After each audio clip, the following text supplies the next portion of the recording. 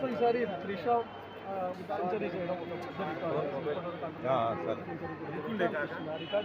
వెనకనే ఉన్నావు చెప్పడానికి నాకు ఎప్పుడు దాని గురించి చెప్పిన గుజ్బంస్ వస్తుంది. సో అది కొట్టినప్పుడు నాన్న కూడా అక్కడే ఉండటం నాకు ఇంకా స్పెషల్గా ఉండే ఆ మూమెంట్. అంటే ఎట్లా అనిపించింది ఆ టైంలో మీరు సెంచరీ? ఈవెన్ ఫైనల్ మ్యాచ్లో కూడా అంటే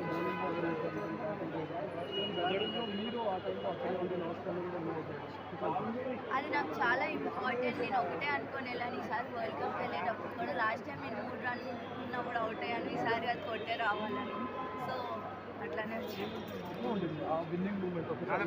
లాస్ట్ టైం విన్నింగ్ మూమెంట్ వేరే కానీ అంత స్ట్రగుల్స్ వెళ్ళారు, లేకపోతే స్కాట్లాండ్ తర్వాత పర్ఫార్మెన్స్ సో నీ పైన ఒక ప్రెజర్ ఉన్నప్పుడు అప్పట్లో సెంచరీ రికార్డ్ నీ పైన ఉంది. సో ప్రెజర్ అనేది ఏం తీసుకోలేదు. ఎప్పుడు నేను ఒకటే మైండ్ సెట్తో వెళ్తాను. ప్రతి ఒక్క మ్యాచ్ అది ఫైనల్ అవ్వి ఏదైనా అవ్వి.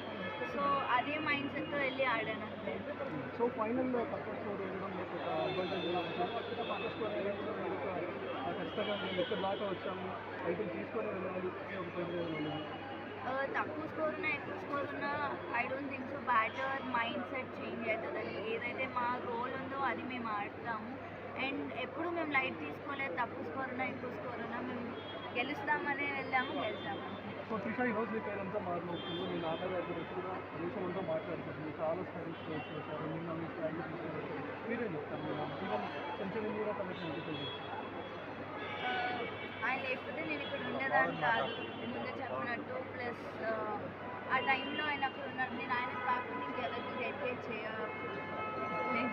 త్రిష ఇటు రెండోసారి ఈ వరల్డ్ కప్లో కీలక పాత్ర పోసింది. అటు బ్యాటింగ్లో కానీ ఇటు బౌలింగ్లో కానీ ముఖ్యమైనటువంటి పాత్ర పోసింది. సో మనతో పాటు ఇద్దరు మన క్రికెట్ ప్లేయర్స్ ఉన్నారు.